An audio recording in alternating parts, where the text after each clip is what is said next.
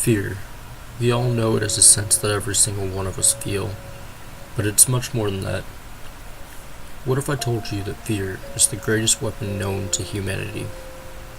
Fear is much more effective than even nuclear weapons. It's been used throughout all of human history, and it's no different to this day.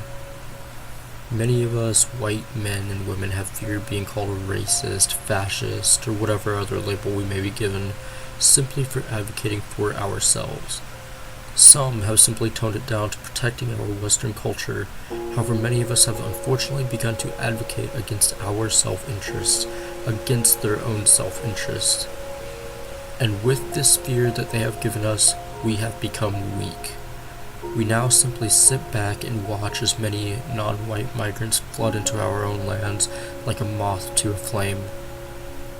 Europe, America, Australia, many other predominantly European regions are that flame.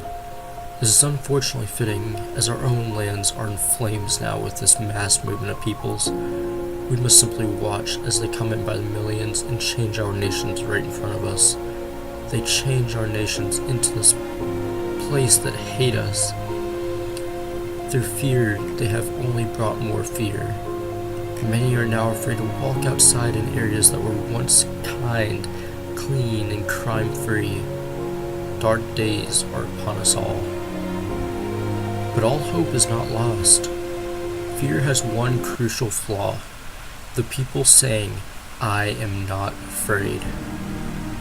When our people have finally decided that they no longer fear these labels, and when our people finally decide to come together, all power over us is lost. So now when you are called a racist, fascist, or Nazi, we have two options. And backing away from fear is not one of them. Either respond with "yes, I am," or simply with a laugh and watch as their power seeps away. When their power over us is gone, that is our chance to come together as one and build a great community. This community building is absolutely necessary and needs to begin now, because without each other, we have nothing. Without each other, we are nothing. We, as white Americans, Europeans, Australians, and whites around the world, are constantly under attack. The media is pushing narratives against us both openly and subliminally. They seek to destroy us. They are constantly using fear and divisions in this act of war against the white man, woman, and child. And so it is our duty to act. It's our duty to protect ourselves and the future of our people. My brothers and sisters, do not be afraid. Do not be afraid to speak in our favor, in your favor.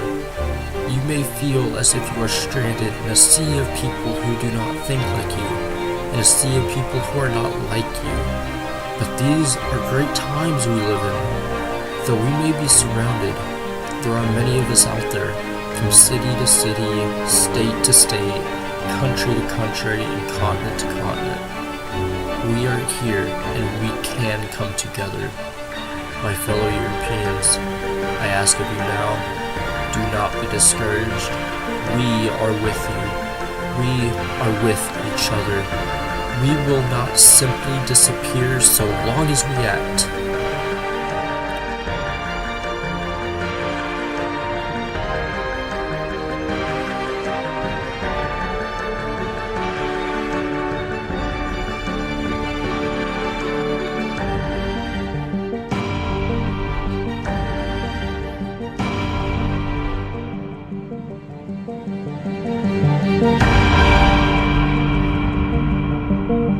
Thank you.